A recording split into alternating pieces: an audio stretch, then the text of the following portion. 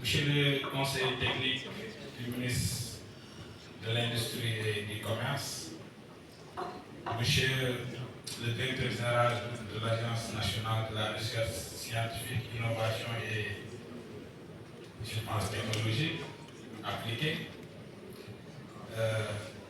docteur Sané, Madame la directrice ou bien le directeur général,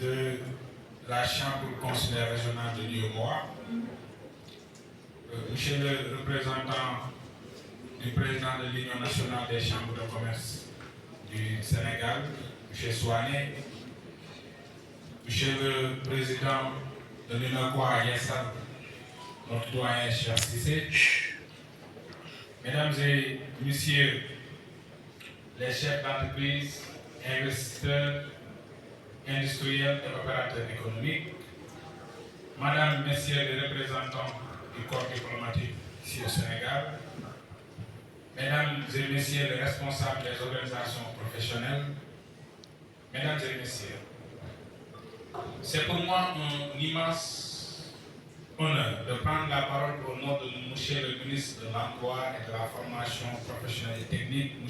Idrissa Samb, qui m'a chargé de vous transmettre ses salutations fraternelles, ainsi que ses chaleureuses félicitations à l'ensemble des organisateurs de cette importante rencontre.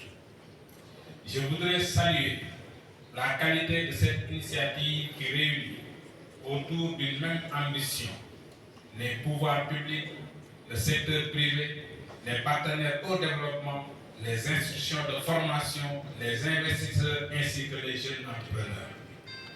Au-delà d'un simple espace d'exposition, ce salon constitue un véritable carrefour de l'innovation, des investissements, des partenariats et des opportunités. Il illustre parfaitement la dynamique de transformation économique engagée par notre pays. Mesdames et Messieurs, le Sénégal a fait un choix historique, celui de placer le capital humain au cœur de son développement. Ce choix est clairement affirmé dans la vision Sénégal 2050, qui ambitionne de bâtir un Sénégal souverain, juste et prospère, porté par une économie compétitive, innovante, mais surtout créative d'emplois durables. Cette ambition ne pourra se réaliser sans une jeunesse qualifiée, compétente et capable d'accompagner les profondes mutations technologiques, industrielles, numériques, agricoles, énergétiques et environnementales qui redessinent aujourd'hui les économies du monde. C'est pourquoi le gouvernement considère désormais la formation professionnelle et technique non plus comme un secteur d'accompagnement, mais comme un véritable moteur de transformation économique et sociale.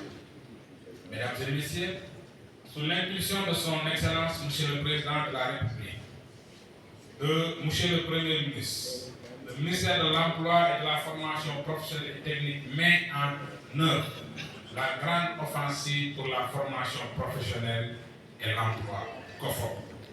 Cette réforme d'envergure vise à rapprocher durablement la formation des besoins réels de notre économie. Elle repose sur une conviction simple mais essentielle. Chaque emploi durable naît d'abord d'une compétence solide. La COFOP traduit une ambition à travers plusieurs orientations majeures. Le déploiement massif de la formation professionnelle en alternance, et là on fait appel au secteur privé.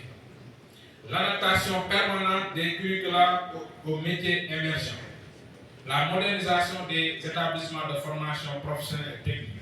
Surtout le développement de partenariats stratégiques avec le secteur privé. Car il est désormais évident que l'État ne peut relever seul le défi de l'emploi. Le secteur, l'accueil des apprenants au sein des entreprises, la professionnalisation des parcours et la création de richesses. C'est précisément dans cette complémentarité que réside la clé de notre réussite collective. Mesdames et Messieurs, le salon PESAO s'inscrit pleinement dans cette vision Il favorise les rencontres entre les talents et les entreprises. Il rapproche l'offre de formation des besoins de l'économie. Il stimule l'investissement. Il valorise les innovations. Il ouvre des perspectives nouvelles aux jeunes porteurs de projets. En somme, il contribue à construire un écosystème où les compétences deviennent le premier facteur de compétitivité. Le gouvernement salue cette contribution, encourage l'ensemble des acteurs économiques à poursuivre leur investissement dans la qualification des ressources humaines. Former l'investissement le plus rentable qu'une nation puisse réaliser. Investir dans les compétences, c'est investir dans la souveraineté économique. Investir dans les compétences, c'est investir dans l'industrialisation. Investir dans les compétences, c'est investir dans la paix sociale. Investir dans les compétences, c'est préparer durablement notre avenir. Mesdames et messieurs, notre jeunesse n'attend ni des promesses ni des discours. Elle attend des opportunités. Elle attend des compétences. Elle attend des partenariats solides. Elle attend des emplois décents. C'est ensemble que nous devons lui offrir cet avenir. En conjuguant la vision de l'État, la dynamisme du secteur privé, l'engagement des partenaires techniques et financiers et l'audace de notre jeunesse, nous construirons un Sénégal où chaque compétence trouvera sa place, où chaque talent pourra s'exprimer, où chaque jeune pourra contribuer pleinement à la prospérité nationale. Je voudrais pour terminer réaffirmer l'engagement constant du ministère de l'Emploi, de la Formation professionnelle et technique à travers l'ONFP, le 3FPT, la DGFPT, l'ANPEJ, etc., à accompagner toutes les initiatives qui favorisent la qualification des ressources humaines, l'innovation, l'entrepreneuriat et la création d'emplois. Je félicite les organisateurs, les exposants et l'ensemble des partenaires pour leur accompagnement exemplaire. Je souhaite à cette édition du Salon international PESAO Sénégal 2026 un immense succès et formule le vœu que les rencontres de ces prochains jours donnent naissance à des partenariats ambitieux, à des investissements structurants et à des projets porteurs d'espoir de notre jeunesse, pour notre jeunesse. Car l'avenir d'une nation ne se mesure pas seulement à ses ressources naturelles, mais d'abord à la qualité des femmes et des hommes qu'elles forment. Le Sénégal de la vision 2050 ne se construira pas uniquement avec des infrastructures.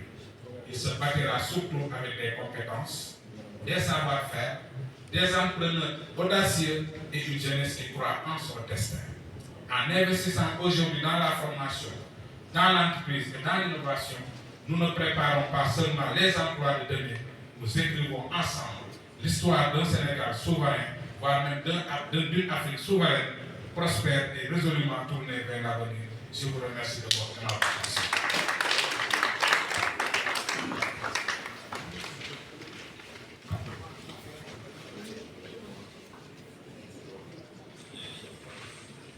Merci beaucoup, M. Gueye, sous vos applaudissements pour lui permettre de rejoindre